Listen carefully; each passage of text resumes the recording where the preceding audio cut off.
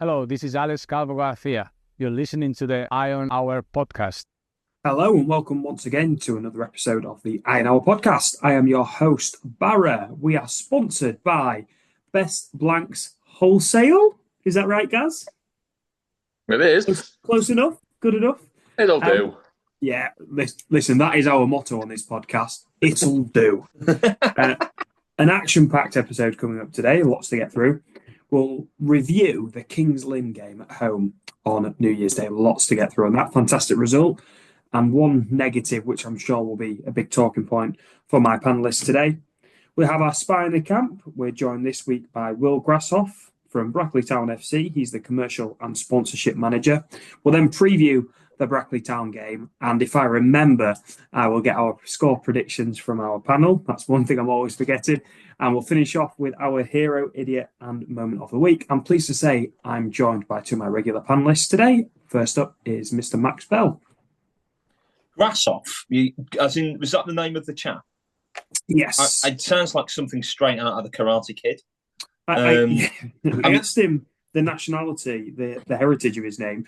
He thinks German, but because there's only a single F in the surname, it's not a traditional German spelling. It would normally be with an S set, so he doesn't know. And it's not the Nordic spelling either, so who knows where his lineage lies. Look, I rate it, and, I am in no position to take the piss out of people for shit surnames, but it was something that jumped out at me straight away. I love it. I'm looking forward to hearing from him. And I'm also joined today by Gareth, aka Iron Army, and I think I speak for everybody when I say we love you, Gaz. How are you doing? I'm doing really well, thank you. Glad you two are doing well. And up the Iron Hour podcast. Up the Iron Hour podcast, up the second in the league, Iron. And of course, we were momentarily top of the league. And what do you mean momentarily? It was like 24 hours. A full day.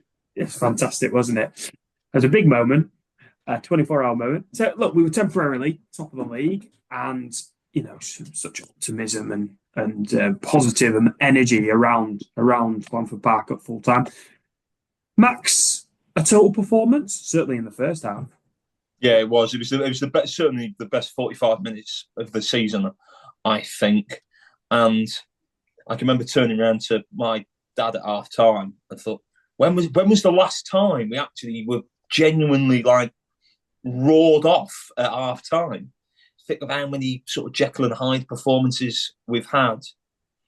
If it hadn't have been for the one moment, it was the absolute perfect day. And I know you've mentioned it a few times, Barra, where we've gone into games thinking we don't need the win. We maybe need a performance. That was what we got on New Year's Eve. Absolute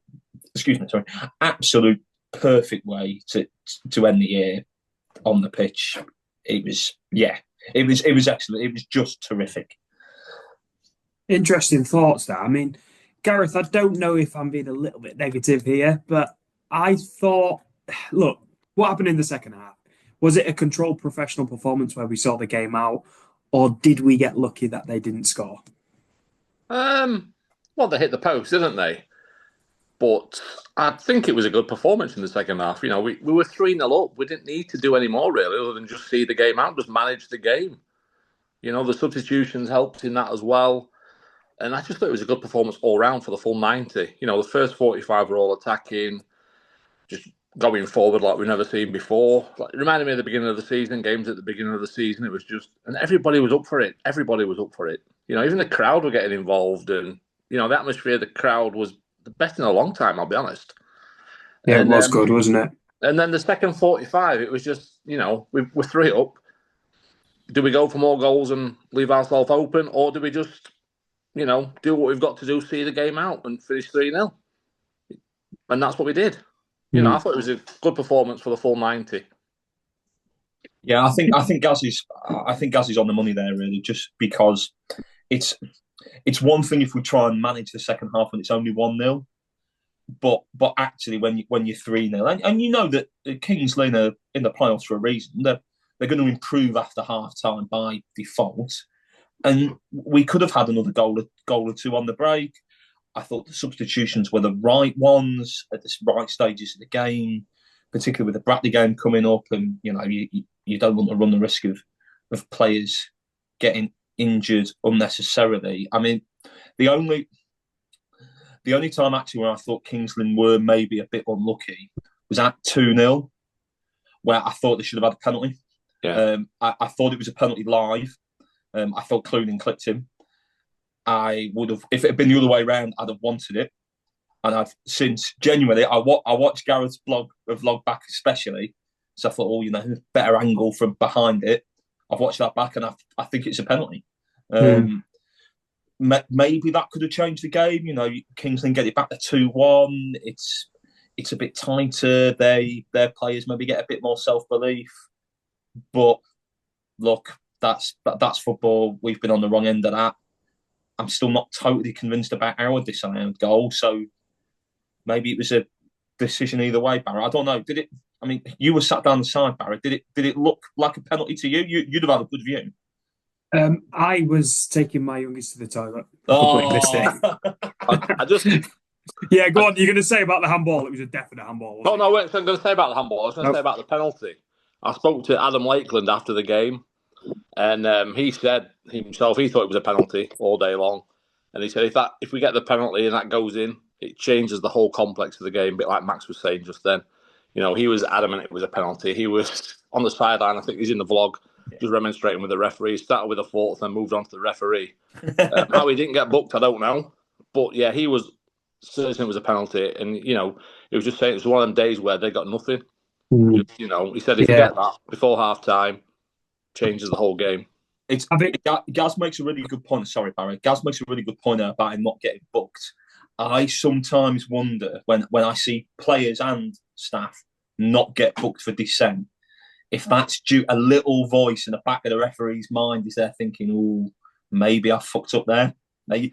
Just a little bit. Right, I'll hedge my bets. I'll not make things worse by booking him. I'll let his dissent slide. Go on then, Barrett. Did you think it was handball? You weren't at the toilet for that as well, were you? No, I didn't think it was handball at the time, but having watched the official highlights package back that Scunthorpe put out, it's definitely handball. I mean, you would have to watch it, Max. You couldn't, even you wouldn't argue with me on this one. I'm almost certain of that. The evidence is insurmountable. Okay. I mean, we at the time, I was still with my dad. We twigged that it probably had to have been handball, especially after the ref booked it. But look, I'm not gonna. It was at the other end. Watching it live, couldn't really tell. But what I liked was how we responded to it. No hard luck stories. No us going, "Oh, well, that could have changed the game." No, we just got the ball down, used the wingers, and played exactly the kind of football that we know we're capable of. We didn't let the wind affect us. We kept it on the ground. There was good pace. There was good movement. There was good service. Carlton, maybe a sneaky man of the match, I think. Actually, just on that wind, it was the first half we were actually playing against the wind. Yeah. We got the triggers. I thought that was interesting. Gareth, I wondered if you could talk to us about Michael Clunan's performance. I mean, there's some other players that got a lot of the plaudits on New Year's Eve, but the player I picked out, I thought Michael Clunan probably had his best game of the season for us. Is that just because we sponsor him? Is that just because we sponsor him? I would say, well, if you picked him out, why don't you talk about him? Nobody cares what Barra has to say. Certainly not in this household. No, like you say, it's hard to just pick one player out, though, but I think they all performed. They all were on the game. You know what I mean? Like, for me, Scales and Rowley were the two main guys. Scales worked hard, didn't he? Really hard. Really hard. But I just think if you spoke to 20 different people, they'd all choose, or 11 different people, they'd all choose somebody different. You know what I mean? And I think it was one of them games where it's hard to pick out a man of the match. I know Danny Whitehall got the official man of the match. 2 goals and a disallowed goal maybe helped him. But I think that you could have given it to anyone. You really could have done. I'll just stick with you, Gareth. Sorry, just quickly. On Danny Whitehall, I maybe didn't twig at the time, but again, having watched the highlights back, he is 100% responsible almost for Cal Roberts' goal, isn't he? Yeah.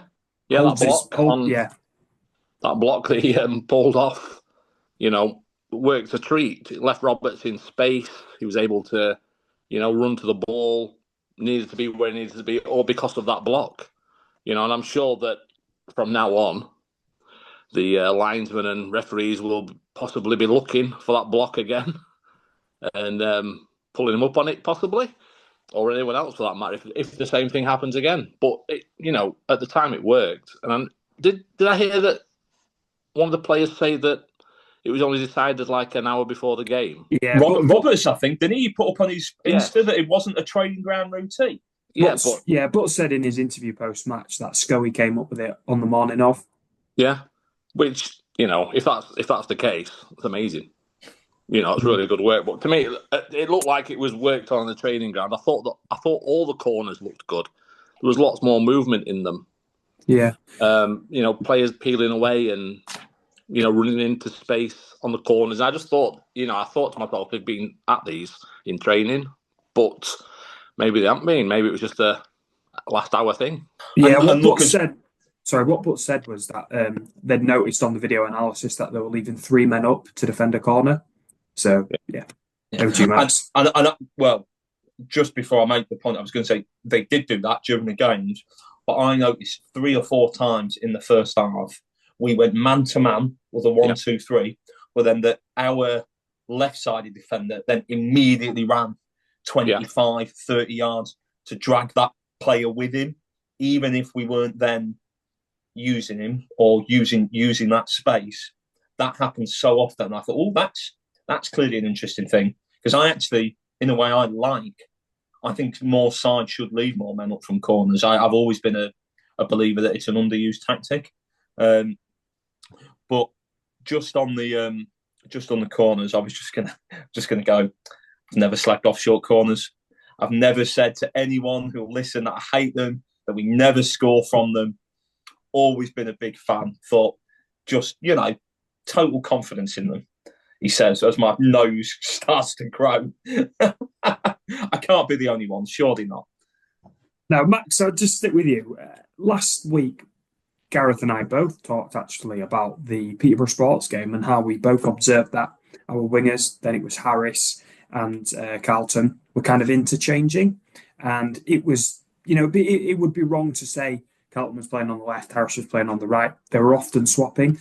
I thought it was much of the same again on New Year's Eve. I saw Carlton down the left 3 or 4 times. I remember noticing twice that he was on the right, and the same with Roberts. They were covering each other well, and I wonder if that's a new tactic that we're kind of tapping into, this kind of free role for the wingers. I think so, because Roberts has traditionally had a bit more of a free role throughout the season anyway, either when we've played 4-3-1-2 for a couple of games, Leamington, for example, or in that 5-3-2 where Roberts is in the 10, if you like. I think also it links to Gareth's point earlier that you could ask 11 people and get 11 different man of the matches. Mine would have probably been Carlton, actually. I looked at that and went, that's a winger. At no point during that performance did I look at Carlton and go, he should be playing up front. I really liked how we stretched the pitch. I really liked how running at them with a combination of pace and trickery, how the movement was good, how the service into them was good, how the service from them to Whitehall was good. It was a quality front three performance, I thought. And look, you attack as a team, you defend as a team, but you're always looking for those moments of genuine quality that are difference between winning games and not. And we had them in abundance against Kings Lynn. I was really, really pleased with not just the win, but the performance. Now, Gareth, yeah, go for it. No, I'll just say with Max just saying then about Carlton not being up front, on his Radio Humberside interview, he said that himself that he played up front the majority of times. He wasn't a winger, but he can play on the wing. So I just thought it was interesting with you saying that, Max, and then having heard that interview earlier on that he does play up front. So he said I'll give an example. I'll give a much, much higher level example. When Thierry Henry signed for Arsenal, they signed him he was a left winger, but nobody from the Premier League would go, he shouldn't be playing up front. So that's my pitch. Carlton is a National League North Thierry Henry. But the opposite way around. He thinks he's a striker. Whatever works for you, Barry. I'm just stealing facts. It's one of my traits. I just like truths. So, I mean, lots and lots of positives. And I guess, guys, we could spend another 5-10 minutes talking about the positives. But we have to talk about the elephant in the room. We have to talk about the state of the pitch and the contribution that probably had to the injury of Ross Barrows. Now, I couldn't believe, Gareth, actually, when I turned up, I couldn't believe how bad the pitch was. It looks to have deteriorated enormously in a week, even. Yeah. And the stand lay was a lot more heavy, a lot heavier than it was even 7 days ago, right? And just before I hand over to you, Roger Michelle spoke on Humberside before the game, and I caught up with the interview after the match where they talked about the sand and the reasons it's happened again. I guess we're going to explore that. But the thing I did want to talk about was they mentioned they were hoping for some heavy rainfall to kind of wash the sand in. Do you think that will make any kind of difference? And if it will, was it a mistake putting that game forward by 24 hours? Because that might never have happened to Barrows, right? With a heavy downfall. That's true, but like you said, the sand was definitely the worst in the Hereford game. Yeah, it was just when I went into the ground and saw it, I thought they've added more sand here. Yeah, you know what I mean, definitely. It just looked a lot heavier on it, and it's all right wanting rainfall to wash it away as such, bed it in. But why didn't they just put the sprinklers on? They did. Did you see that before the game? I didn't get in. Was it half? Sorry, it was half time when what's his name? Our substitute goalkeeper. His name's Mason Campbell. Was in the centre circle, and the sprinkler went off and hit them all. Yeah, but surely that's going to be on the day before or whenever they've sanded. If that's what they wanted to happen, because you can't rely on the weather. And but no, it was a definite. It's just a mess. The pitch is a mess. Let's be honest. You know what I mean? I know they did work on it in the summer before the season kicked off, but it's just deteriorated massively. And adding that sand on, it's not doing it any good. And like I say, when I spoke to Adam Lakeland, he commented on the pitch and said he was shocked at how bad it was. And yeah, it is. There's no getting away from it. It's bad. No. Are they going to add more sand before Brackley? Who knows? Has Cleethorpes Beach got any sand left? Well, it actually reminded me of Sinsel Bank circa 2003 for anyone who can remember that playoff campaign. I mean, it was genuinely very similar. Yeah, Max, it's the old Brian Laws quote, isn't it? I never realised Lincoln was a seaside town. Yeah, and for me, that's the test. Look, obviously, I don't. Nobody wants that. We've not set out for that pitch to be that bad on purpose. Perhaps unlike Lincoln, but for me, that's the test. If we'd have turned up to Lincoln in the early 2000s and been presented with that pitch, we'd have been furious. Just on the weather, I mean, I fear it might actually get worse. We're recording this on Thursday night. It's already -1 in Scunthorpe. There's no rain forecast between now and Saturday. It's pretty consistent rain pretty much all day on Sunday, but that would obviously come too late for the Brackley game. I just hope we've got a non-weather plan to improve this, because otherwise, if that's going to be the pitch for the rest of the season, it could be a long 2025, unfortunately. I will look back to you in a moment, and we'll talk specifically about that Ross Barrows incident. But before we do, Gareth, I wonder if you just had a thought about, I don't know if you caught any of the interview with Michelle and Rog, but it seems like the problems, it sounds like the problems kind of stem from the fact that there was confusion over the installation of the pitch, and actually the club thought they were getting a care package, but they weren't. So the pitch was installed and it was kind of just left in the hands of the club. I won't put you on the spot, seeing as you haven't listened to the interview, but I guess my question would be, if that's the case, and Max is talking there about, we've got plan B. There isn't a plan B, is there? We just need to hope it's not as bad as it is. Well, yeah, get the frost covers on.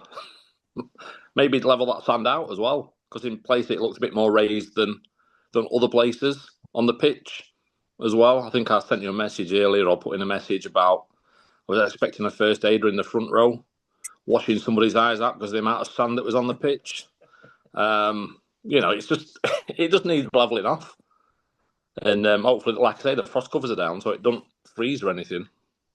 I guess I wonder if the game being postponed would actually not necessarily be something the club would object to at this point, considering they are kind of touching wood that the weather will improve the situation when we get a little bit of rainfall.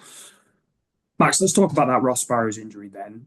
Obviously, you were in the Donny Road and you probably didn't have as good of a view as myself and Gareth had, but you will have watched Gareth's vlog and you will have seen pretty, conclusively what happened there is he was back to goal, waiting for the winger to take the ball past him. He was kind of jockeying backwards, and then his footing went from the sand underneath him, right?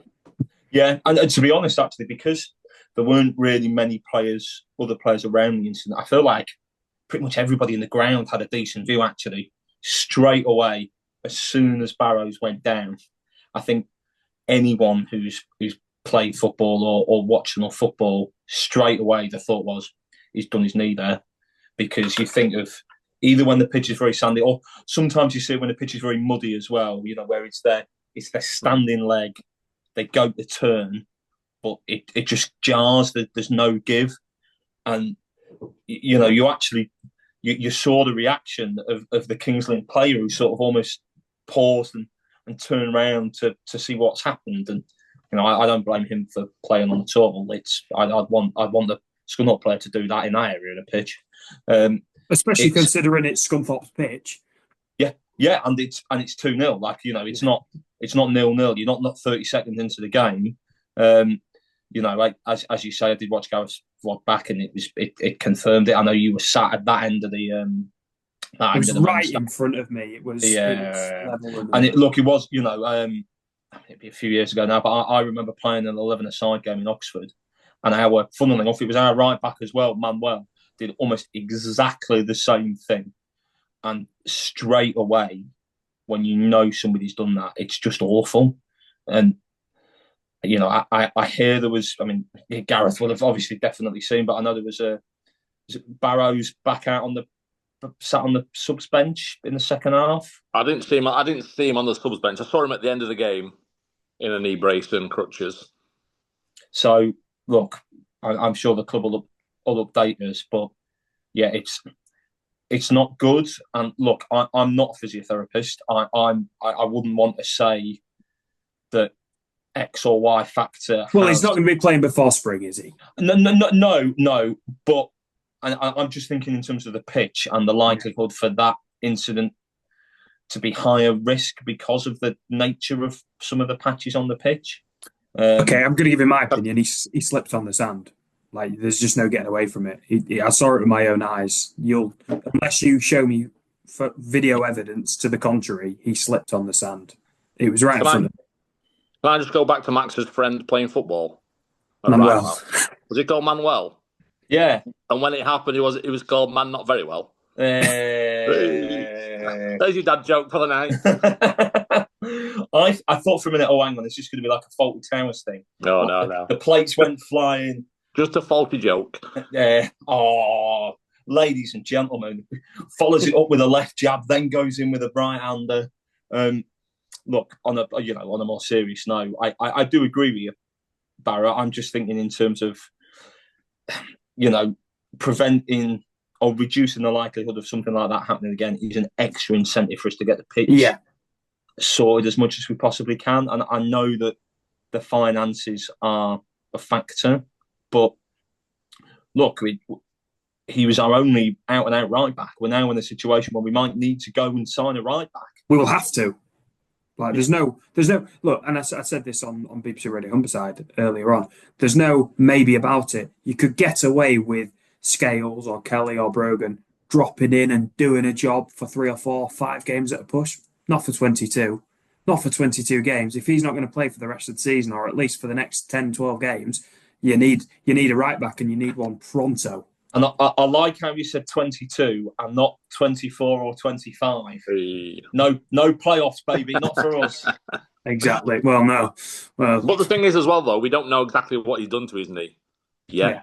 But it's not good, is it? Oh well, no, it doesn't look good. But once the swelling's gone down, it might not be as bad as first feared. I agree, but even so, even in the best case scenario, he is going to be missing for 10 or 12 games, right? He'll be missing. He'll be missing for some games for definite. So, and the thing is, as well, when you've done your knee, it's a mental thing as well. It's not just a physical thing; it's a mental thing that you've got to come back from as well. And actually, that's a very good. The mental side is an excellent point, particularly if at a point of the return the pitch still doesn't look great. Yeah, I think back to Richard Kell, for example. When he broke his leg the first time and then proceeded to, happen to him again. Yeah. Players are only human, particularly if they're not on a fortune. It's going to make you think twice. It just is. And let's be honest, it wasn't an isolated incident, Gaz, was it? Because I think of the Luke Williams incident in the second half where it looked, maybe if you weren't close, you will have thought he slipped on the ball, which he did, but it was because his standing foot went on the sand and then his non-standing foot then went over the ball and he went over. Yeah. And there was a few laughs, but I can tell you now, the people around me were not laughing because you see close. And that's the thing as well. Once he's happened to one player's got injured, another player's slipped on it, other players then thinking, you know what I mean? Do I go into this running full pelt? When we're 3-0 up, you're not going to, are you? So, but in games to come as well, if the pitch is still the same, players are going to be thinking about it. It's going to be in the back of the mind, surely. It will be. It has to be. Yeah, particularly, can you imagine? I mean, Ross Barrows would have been the example I'd have gone to had it not happened to him. But can you imagine? Right, let's go for Andy Boyce, older player who's out of contract at the end of this year. Really? Yeah. It's got massive potential implications. Or, even somebody like a visiting player. If you're on an away team and you go to Scunthorpe and you see those big piles of sand on the wide areas, and one of your players picks up a serious injury in one of those areas of the pitch, you're going to be furious. Like, you would consider all options off the back of that, whether or not it's complaints, press, whatever it might be. I just hope we can get it sorted. If nothing else, I don't want us to run the risk of something like that happening again, because it's not fair. I mean, is Ross out of contract in the summer? I would presume so, based on the fact that this is his second season and most of his players were brought in on 2 years. So. Yeah, I think he is out of contract. Yeah, and and he's had some bad injuries as well. If you're him, that's so shit. And completely avoidable as well. Knee injuries happen, serious injuries happen, no matter the state, no matter the quality of the pitch. But for me, it's just about trying to reduce the risk when you can, and the fact that it's happened right in that moment, all 4,000 people have watched that incident and gone, "Oh, fucking hell!" And I just hope that it's not as bad as we fear, but it didn't look good, did it? No. Right, before we draw a line in the sand. Oh, fucking hell, really? Before we draw my joke. Before we draw a line in the sand and fall over, just one last thing, and then I'll move on. Luke Williams, obviously, I talked at length last week about how he was going to be a revelation in the number 8 position, the best player to play that role. Andy Butler decided he was going to play him on the wing for the last 20 minutes on Saturday. So normal service is resumed. Maybe I jumped the gun a little bit. Maybe. No. Yeah. It's possible. It is possible. Right. Let's have our spy in the camp. This week, I'm joined by the commercial and sponsorship manager at Brackley Town FC. Thank you for joining us, Mr. Will Grassoff. How are you doing, Will? Yeah, really good. Thank you, mate. How was your Christmas and New Year? Oh, you've gone there, haven't you? For those of you that are wondering, I just told Will I hate that, man. It's awful. It's just relentless. You are the 15th person to ask me today, Will. Oh, sorry, bud. It's all right. Ugh. I'll forgive you. All is forgiven. We beat you 3-0. It is what it is. Yeah. Yeah. Well, we'll see. We'll see on Saturday, won't we? So if we'll avenge that. Well, yeah. Speaking of which, I mean, it was a tough start to the season for Brackley, wasn't it? Yeah, we had a really tough run of fixtures, and we had a lot of players coming back who weren't necessarily fully match fit, and having to adapt to Gav's system. So we did have a really tough start, and I thought you guys were exceptional on that first day. Like I was actually surprised. I thought it might be a bit of a slow start for you with a new manager, but I was blown away by how good you were on that day. That's really interesting, that one, because I didn't think we were that good. Really? I truly think I looked at the game objectively, and I thought, I mean, there was that triple chance. Our keeper made a double save with Claiborne off the line. I drove away from the game thinking 3-0 is probably not a fair reflection there. That could have easily ended a draw. If the time, if that had gone in, it's a completely different game. I just thought you created enough chances, and we took all of ours. So it's interesting that you maybe had a dip. Listen, you take your chances, you win games, right? Yeah, absolutely. I thought you were really fit. I thought that your team looked really, really fit. Yeah, I thought like the running and the energy was massive. So yeah. That's certainly how we've been, high energy. What's kind of Brackley's tactics? I know obviously part-time club, but there's not that many full-time clubs in this division, are there? Well, there's a few. Obviously, I think Buxton have just gone full-time. Got you guys, Kiddie, Kings Lynn. I'm not sure if they are anymore, but they are. There's definitely a few in there. I mean, look, the way our manager Gav Cowan, the way he prepares the team, how fit they all are, like it's honestly mental. Like how fit. I think there's a real funny perception of non-league football. All of the players are like they're all Sunday plumbers league. and builders. Yeah. All of the players are ripped, absolutely shredded, and they take it so seriously. Hardly any of them drink. Certainly not during the season. So there's a real although we're part time, I would say that a lot of these players are putting nearly full-time hours into what they into the their career really, and they love it and they buy into what Gav says. I mean, you're currently sitting fifth, which, to be fair, is a very good return considering the start you had. I guess we could spend the next 5 minutes talking about the multiple failed playoff campaigns. What are kind of the well, I joked to you, didn't I? I think it was 7-6-9-0-2 consecutive failed playoff campaigns. But what are realistic ambitions? I mean, if you keep turning up, right, surely you're going to win. You're going to go up eventually, right? Do you know what? And I'll probably get absolutely slaughtered for this, but I think we'll actually win the league this year. And I know it's a really bold thing to say.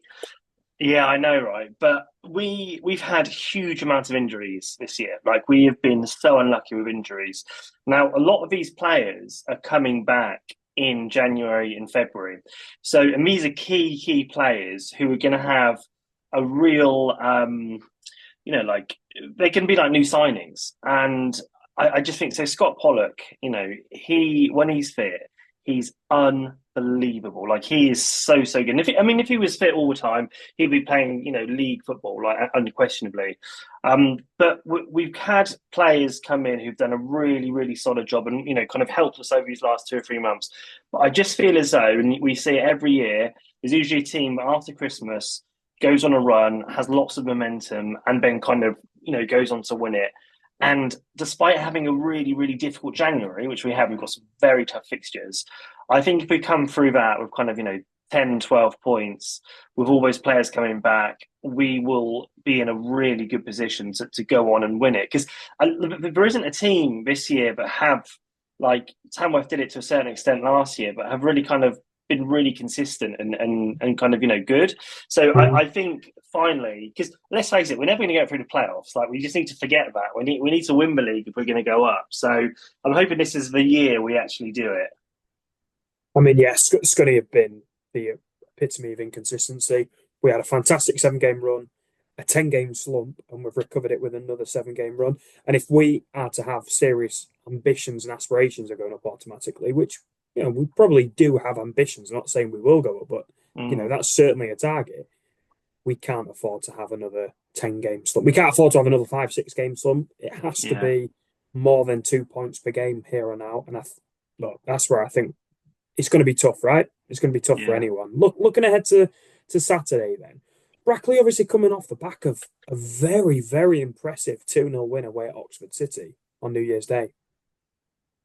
Yeah, I mean, Oxford City have been one of the form teams over the last 5 games. They've taken 10 out of 15 points. We played really well. We played really, really well. I think, they were no pushovers, but I think we made it look easier than, it probably should have done, considering how well they're doing.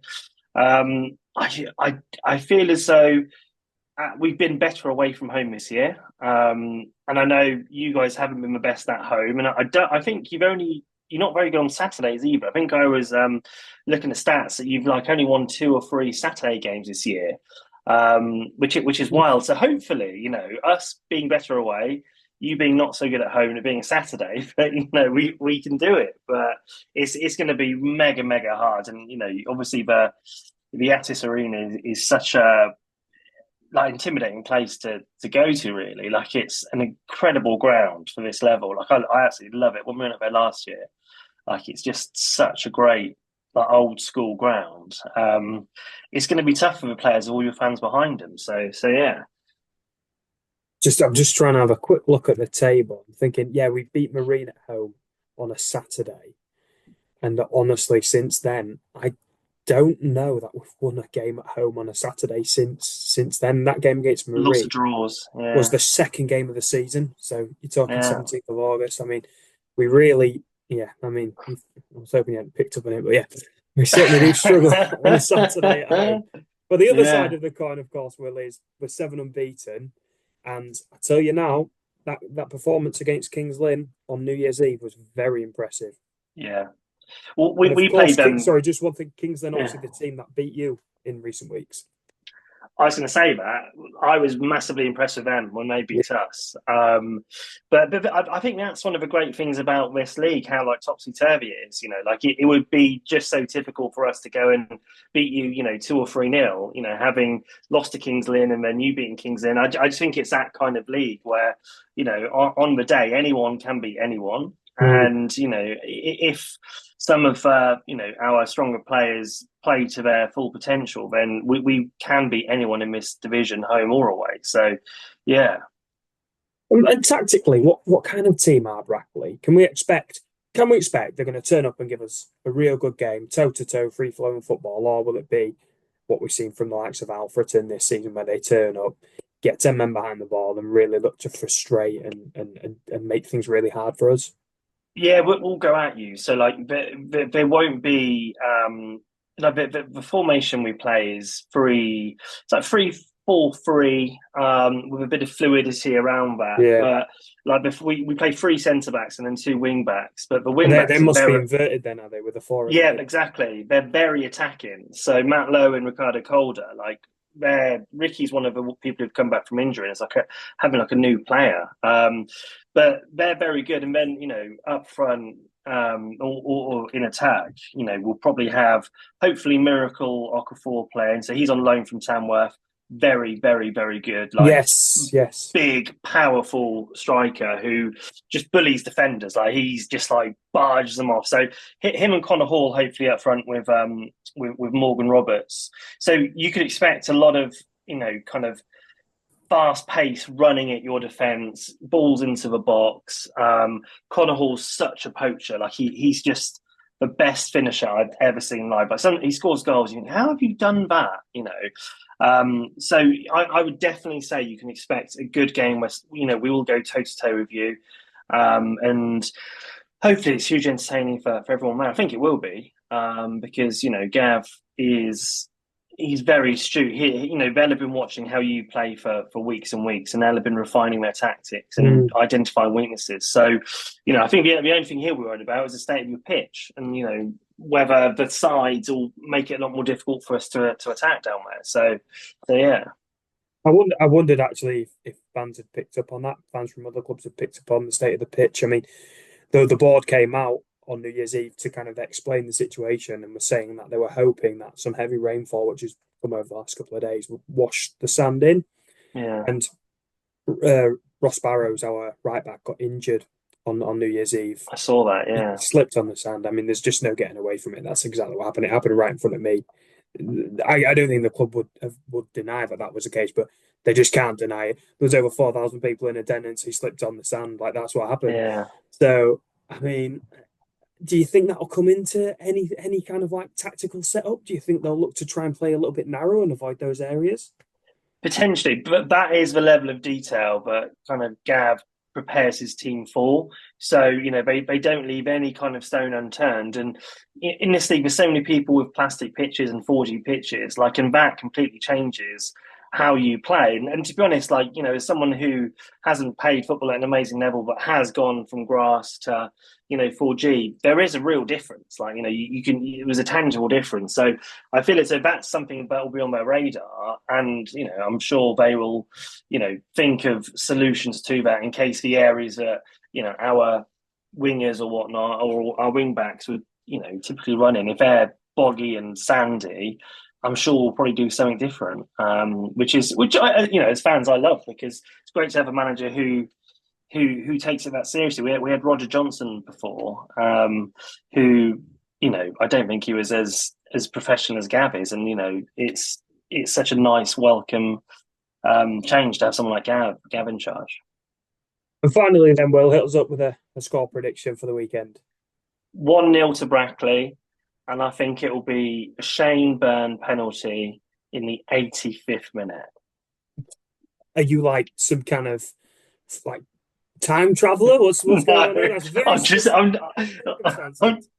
I'm terrible at predictions and betting. So if you want to win some money, bet on Scunthorpe to win on Saturday, because I always get these things wrong. But yeah, I think Shane Byrne takes our pens. I think it'll be a tough game for both teams, and I think it'll be quite edgy. But I do feel as though we will win. And yeah, sorry to say that to all your listeners, but I've just got a feeling. So yeah. Right. Well, thanks very much for your time, Will. And on that bombshell, I think we'll wrap it up. Thank you, mate. I really enjoyed that. Thank you. Well, there we go, Max. The thoughts of Will Grassoff. You like the pronunciation of that name? Brackley Town FC commercial and sponsorship manager. Right. I've got to again address the elephant in the room. Did he just say there? Yes, he did. He thinks Brackley might win the league or will win the league. What kind of a call is that, Max? I think was it my pre-season call? I think I know, but from this position, the fifth. So look, what I would say is that it's not like calling it last season. I don't think there's not a singular outstanding side. Based on what we've seen in the first half of the season, I don't think any side is going to get 96 points like Tamworth did. And you're saying exactly what Will said. This is right, isn't it? He's right.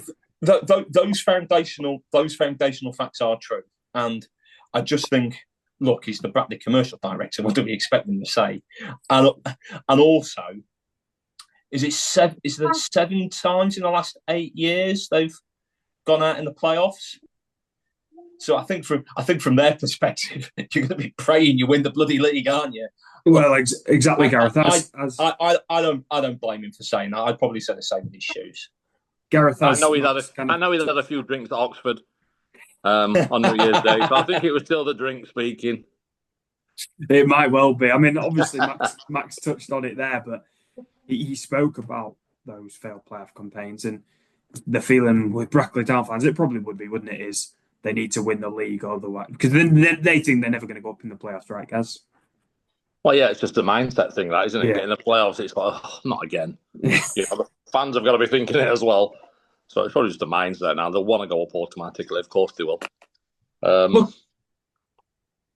Looking ahead to the game on Saturday, then, Gareth, forget the scoreline for now. What do you want to see? What are you looking for as an avid follower of the Iron? I'm looking for the same performance as we had against Kings Lynn. We've done it once. We can do it again. Why not? Get on that front foot straight away. Just let's get into them. I think that's what all fans will be wanting to see. If we go back to a slow first half and then picking it up in the last 10 minutes of the second half, why? We've done it once. Let's do it again. We've got to build on that Kings Lynn game. We can't step backwards now. We've got to build on that. Yeah. And just go with the same mentality, the same thought process, and just the same play. Max, considering what Will said there about Brackley will very much go toe to toe with us and we're not doing Alfreton and get 10 men behind the ball, what kind of a game are you expecting? It'd be interesting to see whether or not they do. I mean, I said it before and I will say it again. In terms of how they played against us, Brackley were the best side I saw was played last season. And particularly in the fixtures at Brackley, they were probably really the one side last season I saw get the ball down and go, right, we're going to move the ball quickly, we're going to get it in your final third, and you're not going to be able to cope. Whether or not they do that quite to the same extent at Glanford Park will be tough to say. Well, it will be with the pitch conditions. Well, yeah, exactly. I think of the two games played against them last season, the 0-0 draw in the FA Cup, and then our 1-0 win with a genuinely outstanding Jacob Butterfield free kick. So maybe it might need a similar moment of magic. It would be great if we could replicate the performance against Kings Lynn. And just on the Brackley point, I mean, obviously it's not a full card of fixtures, because there's FA Trophy games going on in the National League North, but 6 out of the top 7 are still playing, so it's an important opportunity for us to show that Kings Lynn wasn't a fluke. And actually, obviously then we talked about Brackley being 5th, but they've got a game in hand on us and they're 4 points adrift. So if they did beat us, well, at that moment, points per game, they've had a better season than we have so far. So I'm sure their players will be up for it. I'm sure ours will too. I just hope the pitch doesn't have a massive effect, but we're only going to know that really at 4:45. Okay. Well, I think as well with wait there. I think I'm doing a max here. I'm jumping in. I'm going to speak forever. No, I think as well with Will saying that they'll come to play, that will help us. Kings Lynn came to play, and so if they want to play football, we can play football, and we're not having to hoof it. And I think that will massively help us throughout the 90 minutes that they're wanting to play football. And we want to play football. At all? Yeah, okay. Gareth, do you want to hit us up with a score prediction? Danny Whitehall, 85th minute penalty. 1-0? 1-0. That's it. And will he win the penalty? I don't care.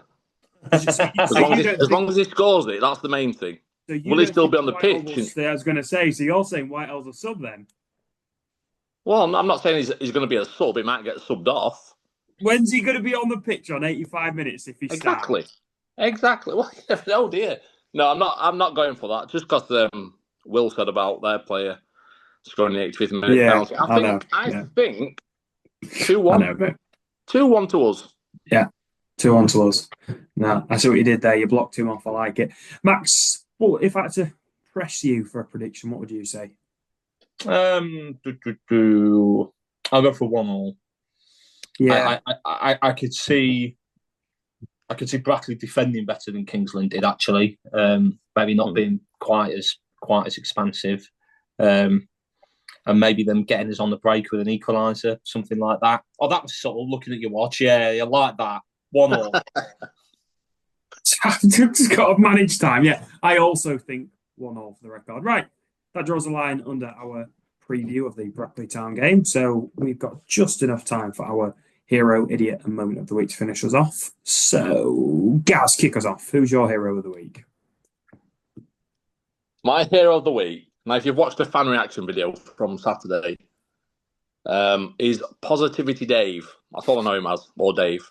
And just his kind words that he said about the channel, the vlog. It was just really touching.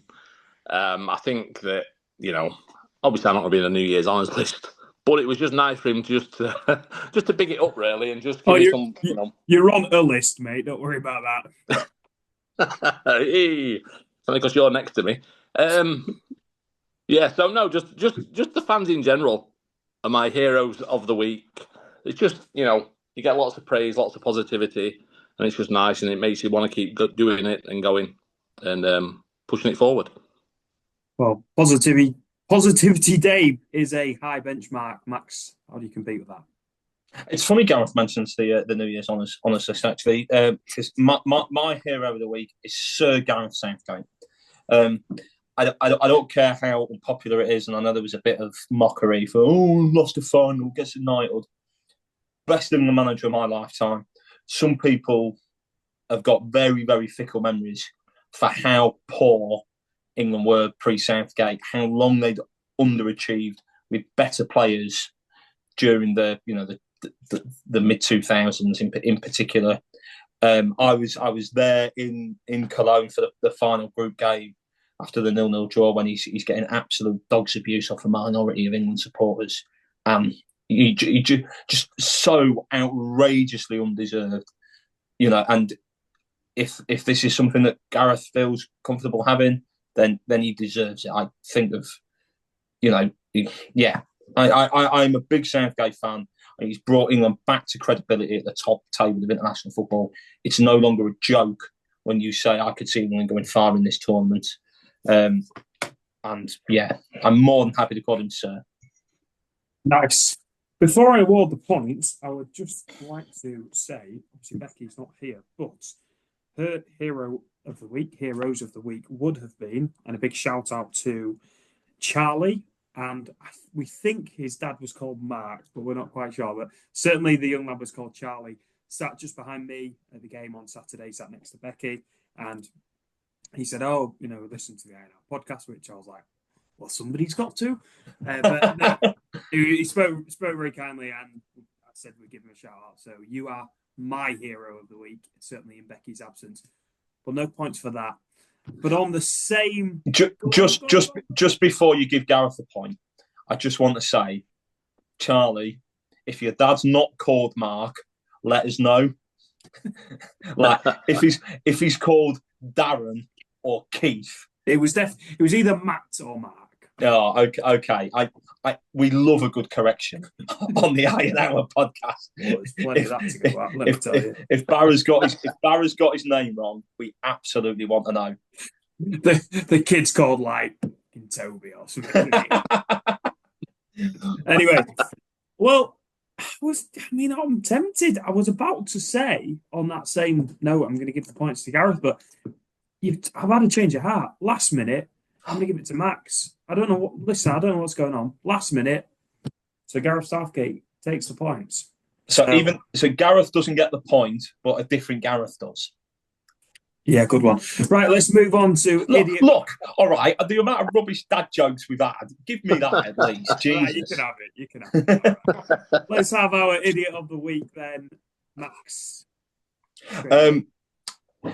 So my idiot of the week, people might not have seen it. It's Thursday, the 2nd of January. It's actually a bank holiday in Scotland, hence why I think there was lots of confused football fans going, "Why is there a full fixture list?" It was the Old Firm game, and you may well have seen the press coverage around. Celtic player was really lucky to avoid a really serious injury after getting thrown. After a coin was thrown at him by a Rangers fan. Had it connected with him probably an inch slower, they think it would have taken his eye out. And look, at the Old Firm games, there's already currently no away fans because of a ticketing disputes between the clubs. And it's the biggest rivalry within British football, but this sort of stuff puts it in jeopardy. It's just so needless. Why risk literally, potentially, really seriously injuring somebody and wasting money? Just the worst moment. And I'm very, very fortunate that the Celtic player wasn't seriously injured. It's a very serious answer. It's hard to jest with that one. So I'll move straight on to Gareth for your idiot of the week. Just before I give my idiot of the week, I'd like to go back to my idiot of the week last week, which was Dylan. Now, I had quite a few people speak to me on Saturday. No. Thinking that it was like 8 years old, 9 years old. All right. Dylan is actually 22. He's 23 on the 7th of January. So he should know better, shouldn't he? You said that the 7th of January? Yes. Oh, shares a birthday with my dad. Well, great people. He doesn't put microwaves on as well, does he? No comment. So anyway, he's 22, nearly 23. Not young. Again, ladies, if you are interested. Yeah, he's single. And guys, if you're interested, I don't know. Yeah. Who knows? Anyway, back to this week's idiot of the week. Stop trying to pimp your son out.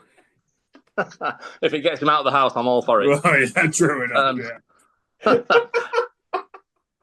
Anyway, my idiot is love you, Dylan. Yes, as always. My idiot of the week this week is Marco for not thinking we would finish be top of the league come the end of 2024. So I believe he said in a previous pod that if that happened, that he would put pineapple on a pizza, or pizza on a pineapple, whichever way you want to put it. So hopefully, we'll get that on video, and hopefully we'll get him eating it.